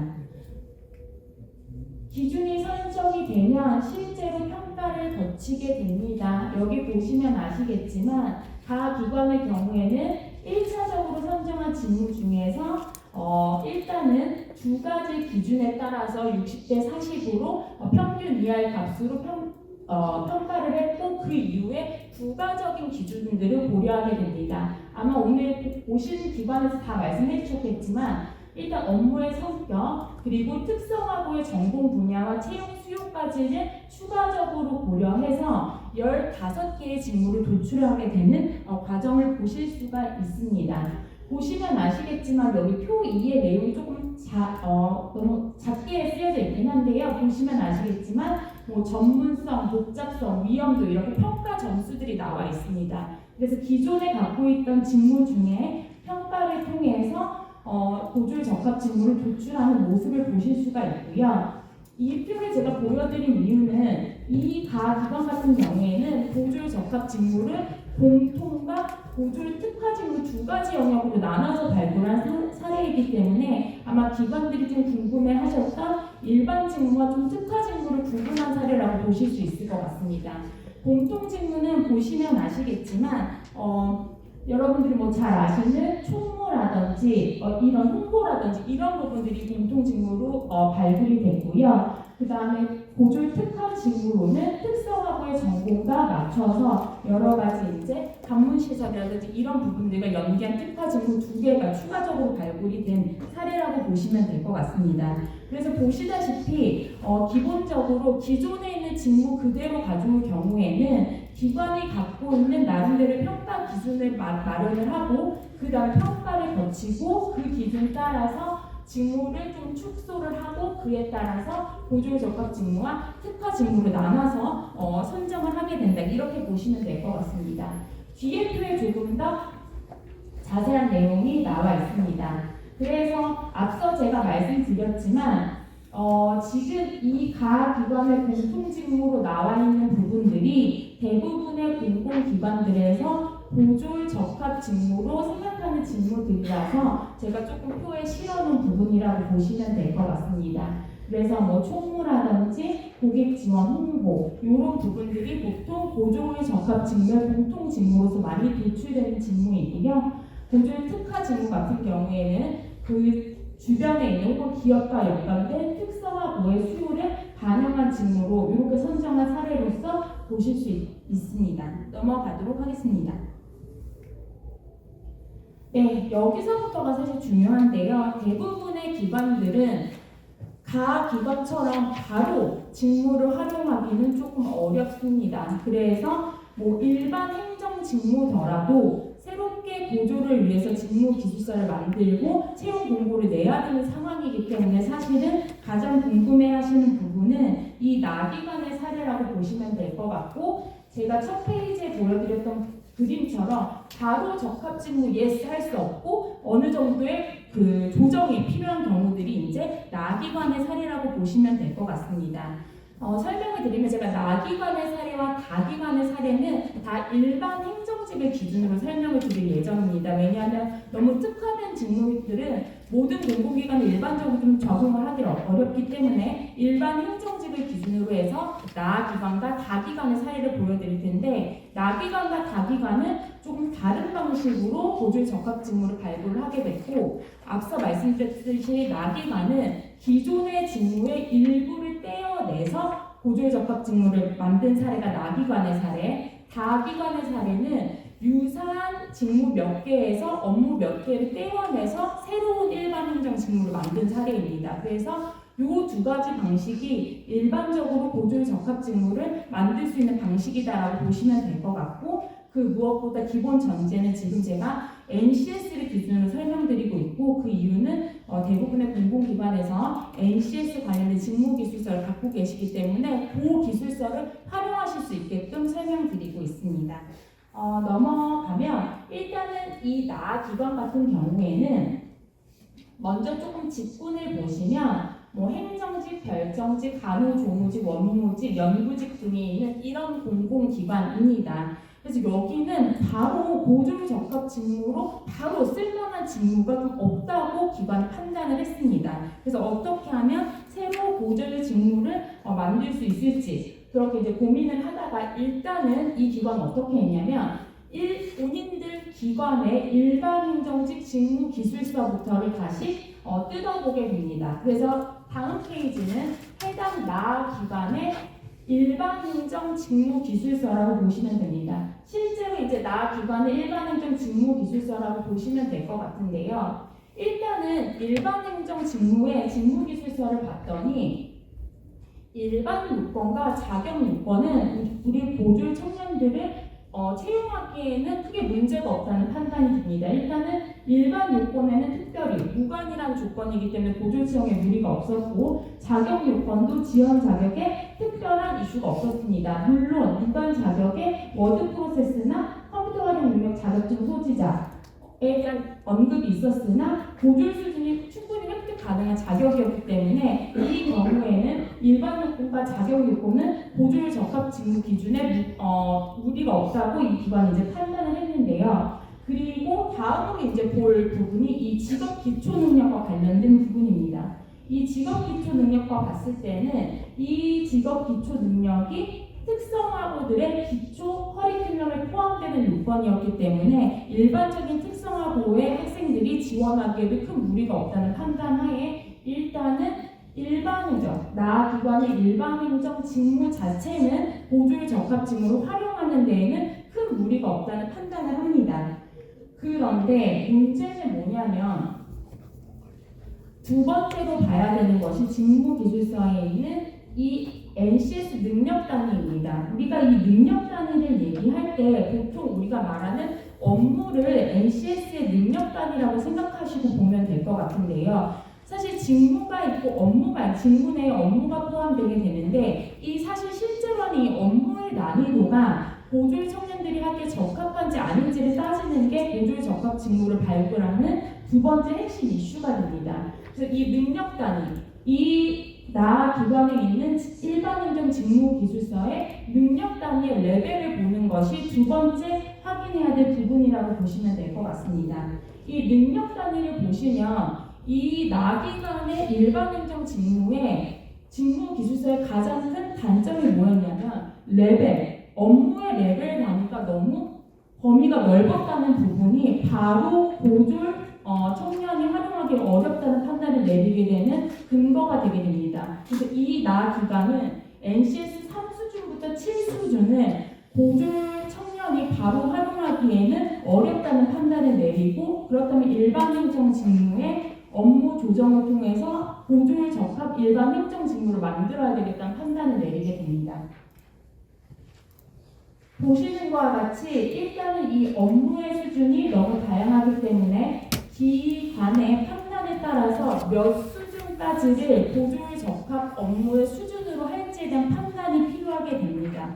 이 수준에 대해서는 사실 뭐 기관이 판단을 하는 것이지만 이 나 기관 같은 경우에는 3, 4 레벨 수준을 보조율 적합 업무, 보조율 적합 능력 단위 수준으로 판단을 하게 되고 때문에 이제 기본적인 방법은 일반 행정 직무가 갖고 있던 직무 기술서에서 3, 4 레벨의 능력 단위, 즉 업무를 떼어내서 보조율 적합 일반 행정 직무를 만드는 프로세스를 거친다. 이렇게 단순하게 생각하시면 됩니다.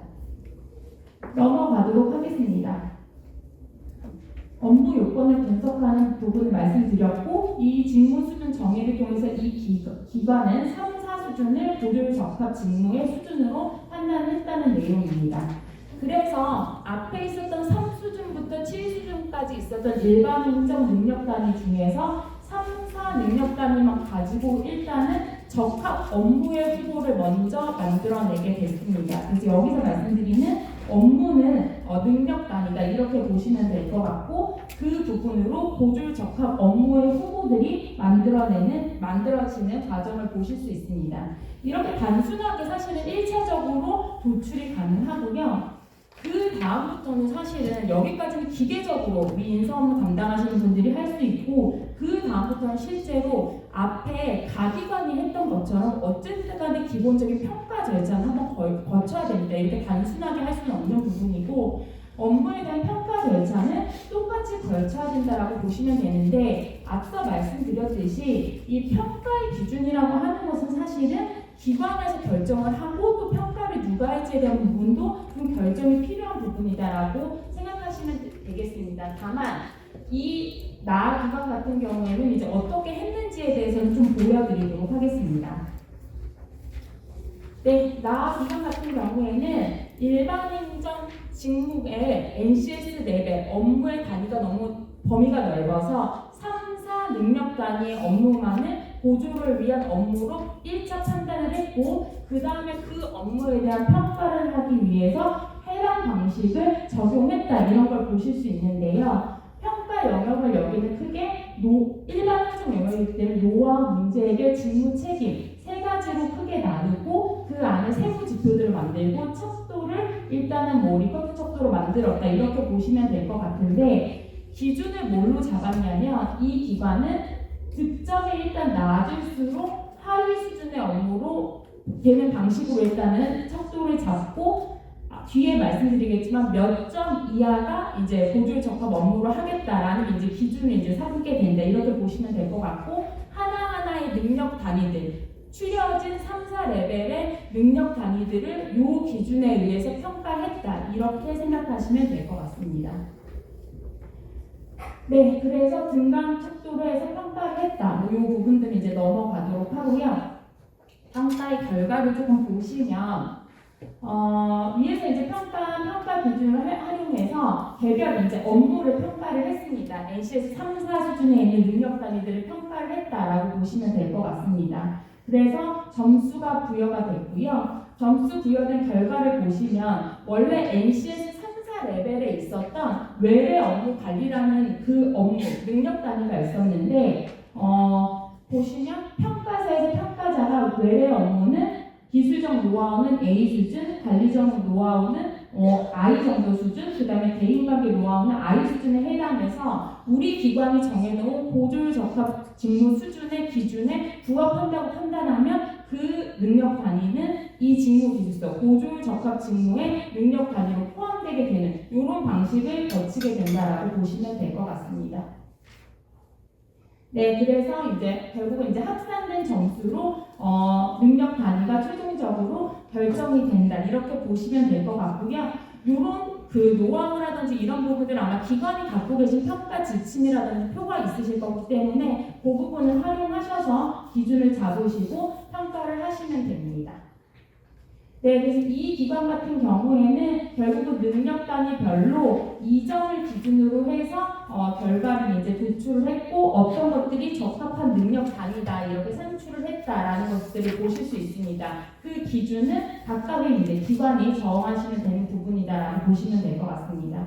그래서 보시면 아시겠지만 NCS 레벨 3, 4에 있었던 능력 단위 업무더라도 병원 경영평가 같은 능력 단위는 점수 전체 평균값이 너무 높아서 보조율 적합 능력 단위 업무에서는 빠지게 되는 것을 보실 수 있습니다. 그래서 이런 고정 작업을 거치시면 된다라고 보시면 될 것 같습니다. 그래서 나기관 같은 경우의 방법은 기존에 있었던 직무가 큰 틀의 직무기술서에서 봤을 때에는 보조율 청년들이 하기에 큰 무리가 없었으나 실제로 하는 업무, 능력 단위의 레벨의 레인지가 너무 넓어서 레인지를 조금 줄여주는 방식으로 보조율 적합 일반 행정 직무를 만들었다라는 것을 보실 수 있고요. 그 과정에서 조금 추가적인 설명을 드리도록 하겠습니다. 자, 여기까지도 사실은 상당히 기계적인 절차로 보여주시죠. 사실은 뭐 한두 사람이 붙어도 충분히 할 수 있다고 보여질 텐데 실제로 사람이 하는 일이기 때문에 이 부분에 있어서 사실 이렇게 기계적으로 하는 것이 조금 무리가 있다라고 판단하실 수 있기 때문에 여러 가지 이제 업무 평가의 고정 작업들이 들어가게 됩니다. 이 나기관 같은 경우에는 본인들이 이제 평가값 정교화라는 과정을 거치게 되는데 평가값 정교화라고 하는 부분들은 일종의 이제 내부 직원들이 뭔가에 이제 가중치를 조금 주는 과정들을 거쳤다 이렇게 보시면 될 것 같아요. 어떤 방법들을 쓰더라도 그 부분은 큰 문제가 없고 기관의 판단인데 뭐 AH 방법이든 뭐 여러 가지 방법이 있지만 결과적으로 말씀드리면 평가 지표 중에서 조금 더 가중치가 필요하다고 생각되는 부분들에 있어서는 조금 더 가중치를 주는 방식들을 썼다 이렇게 보시면 될 것 같습니다.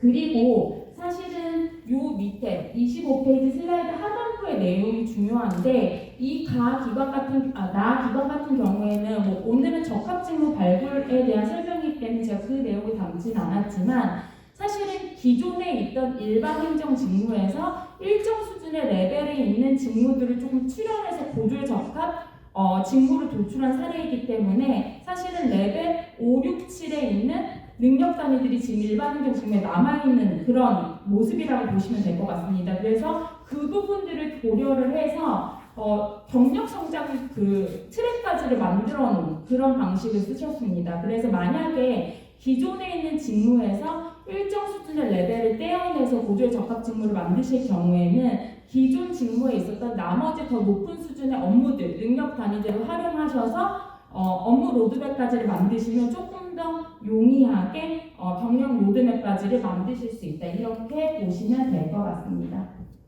그리고 이 부분은 반드시 조금 필요한 부분인데요. 기존에 있었던 직무에서 일부를 떼어내서 보조 적합 직무를 만드시는 경우에는 이 나기관도 반드시 이 경험을 거쳤지만 현업의 인식 관련된 그 프로세스는 반드시 거치시는 게 좋습니다. 이 부분은 뭐냐면 결국은 기존에 있었던 일반 행정직의 일부의 업무들을 떼어내서 고졸 청년들을 위한 일반 행정직을 만든 경우이기 때문에 기존의 업무를 담당하던 분들에 있어서 여러 가지 불만이라든지 문제제기 등이 있을 수 있는 상황이 있습니다. 그래서 이 방식, 있는 업무에서 일부를 쪼개내서 고졸 적합 직무를 만드실 경우에는 반드시 실제 현업을 담당하시는 분들에게 이 업무가 고졸 적합 직무가 맞는지에 대해서 평가하는 프로세스를 거치시라는 얘기를 하고 있습니다. 그래서 그 부분이 이렇게 난이도가 있거나 어려운 부분들은 아니고요. 나아기가 실제 사용했던 걸 보시면 우리가 일단 능력 단위 요소들을 앞에 객관적인 프로세스로 뽑아놓은 다음에 이 일반 행정직 업무를 담당하시는 분들한테 실제로 의견이 어떤지 의견을 약간 수렴하고 합의를 하는 절차를 거치고 있다라고 보시면 될 것 같습니다.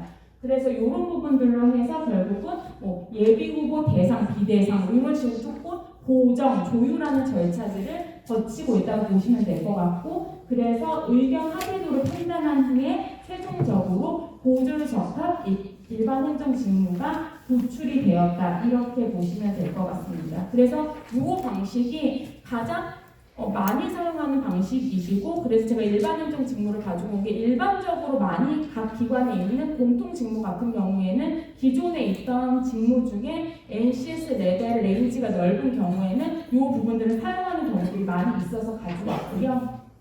다음으로 이제 다기관의 사례인데, 사실은 나기관의 사례를 들으셨기 때문에 사실은 다기관의 사례가 그렇게 어렵진 않은데 조금 이 부분을 조금 다기관의 사례를 좀 설명을 드리기 전에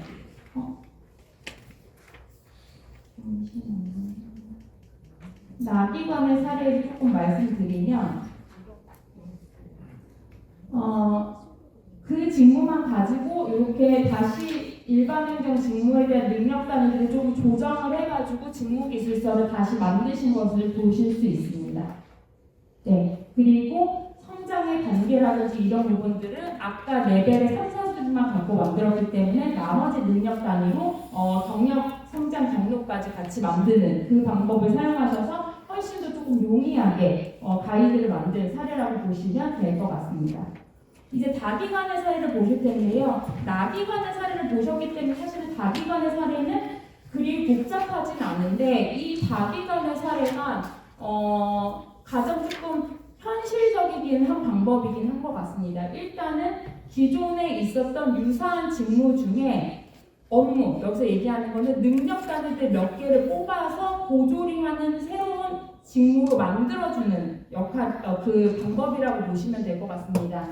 그래서 아래 그림에서 보시면 아시겠지만 C직무, D직무, E직무에 있는 업무 몇 개를 가지고 새롭게 G직무라는 것을 만드는 방식이라고 보시면 될 것 같은데, 다만 C, D, E 직무에 어느 정도의 유사성과 연계성이 있는 직무여야지만 가능한 범위다라고 보시면 될 것 같고, 이 방식도 기관들에서 많이 활용하시는 방식이다라고 보시면 될 것 같은데, 이 경우에도 사실은 보조 적합 일반 행정 직무를 만든 사례라고 보시면 될 것 같습니다. 그리고 이 경우에는 사실은 기존에 있던 종사자들하고 전혀 다른 직무가 새롭게 만들어진 거다라고 보시면 될 것 같습니다. 넘어가도록 하겠습니다. 네, 일단은 다기관은, 제가 다기관의 사례를 든 이유는 다기관은 기존의 일반 행정 직무가 업무들이 조금 되게 다양하게 구성되어 있는 모습을 보실 수 있습니다. 기존의 일반 행정 직무가 레벨이 다양하다기보다는 여기는 내용이 좀 다양했습니다. 보시면 아시겠지만 기획사무, 총무인사, 재무회계 이렇게 좀 그 범위는 한 3개밖에 안 되는데 업무량이 상당히 다양하고 많았던 좀 사례라고 보시면 될 것 같습니다. 그래서 이 많은 일반 행정 직무들 안에서 관련된 업무들을 조금 뽑아내서 그 업무들로 고졸 청년들을 위한 적합 직무를 좀 만들어낸 사례다라고 보시면 될 것 같습니다. 제 개인적인 시각은 다기관은 사실은 기본적으로 일반적인 직무의 직무 기술서 자체가 너무 기본적으로 좀 포괄적으로 만들어졌던 좀 문제가 있었던 것 같고, 그래서 이 기관 같은 경우에는 조금 직무를 이 많은 것에서 좀 뽑아내야 되는 이슈가 있었는데, 대부분의 기관들도 디테일하게 직무 기술서가 만들어져 있지 않은 경우들이 많기 때문에 이 방식을 쓰셔야 될 경우들도 상당히 많이 있을 것 같습니다. 그래서 보시면 아시겠지만 능력 수준을 보고서 여기도 NCS 2, 3, 4 수준의 업무들, 능력 단위들로 고졸 적합 직무를 일단 1차적으로 뽑아내는 작업을 하고 있다 보시면 될 것 같습니다. 보시면 아시겠지만 다기관은 나기관하고는 좀 다른 게, 나기관은 레벨 수준이 3수준에 7수준까지 되게 레벨의 범위가 다양했다면, 여기는 사실은 수준은 뭐 한 2에서 5 정도까지 사실 아주 고수준이 있는 건 아닌데 업무 자체, 능력 단위 자체가 상당히 많은 것을 좀 보실 수 있습니다. 그래서 직무기술서는 기관마다 조금 내용과 방식이 다르기 때문에 어떤 직무기술서를 갖고 계시느냐에 따라서 방식을 좀 달리하시면 되고, 여기 같은 경우에는 워낙 과업의 내용이 많았기 때문에 2, 3, 4 정도의 내용으로 좀 추려냈다, 이렇게 보시면 될 것 같습니다. 그래서 다기관 같은 경우에는 일단 2, 3, 4 정도로 해서 20개의 능력 단위를 일단은 고졸 적합 업무, NCS 능력 단위로 선정을 하신 걸 볼 수 있습니다. 그리고 앞서 말씀드렸던 거와 같이 똑같이 나기관과 똑같은 방식으로 평가 절차들을 거치시게 됩니다. 나름대로 기관의 기준을 잡으시면 되고 평가를 하시고, 그리고 실제 일을 하고 있는 산업 전문가한테 수용할 수 있는지에 대한 여부를 따져가지고 결국은 직무를 새로 산정한 방식이라고 보시면 될 것 같습니다. 그래서 나기관과 차이가 있는 이 다기관의 고졸 적합 직무를 보시면 나기관보다는 조금 업무가 좀 다양해 보이는 걸 좀 보실 수 있을 것 같습니다. 왜냐하면 기존의 일반 행정 직무의 업무 자체가 상당히 다양했기 때문에 그 뽑아내는 과정에서도 훨씬 더 조금 더 다양하게 뽑아져 있는 것들을 보실 수 있습니다. 다기관 같은 경우에는 고졸 일반 행정 직무를 새롭게 만들어낸 모습을 보실 수 있습니다. 그리고 이렇게 해서 이 다기관에 실제로 고졸 행정 직무에 적합 직무이 도출이 됐고, 이 업무들이 고졸들이 지금 하고 있는 이 다기관의 실제 업무라고 보시면 될 것 같은데요. 보시면 아시겠지만 세무, 회계감사, 사무행정, 총무, PR까지 중분류 차원에서 이 청년들은 상당히 다양한 업무를 하고 있는 걸 보실 수 있습니다. 그래서 기관의 성격에 따라서는 사실 같은 일반 행정이라도 다양한 그 업무들을 뽑아낼 수 있고 만들 수 있기 때문에 정답이라는 것은 없고 어떤 방식으로 활용할 것인지를 조금 판단하시는 그런 과정이 필요할 것 같습니다. 네, 이상으로 발표 마치겠습니다. 감사합니다.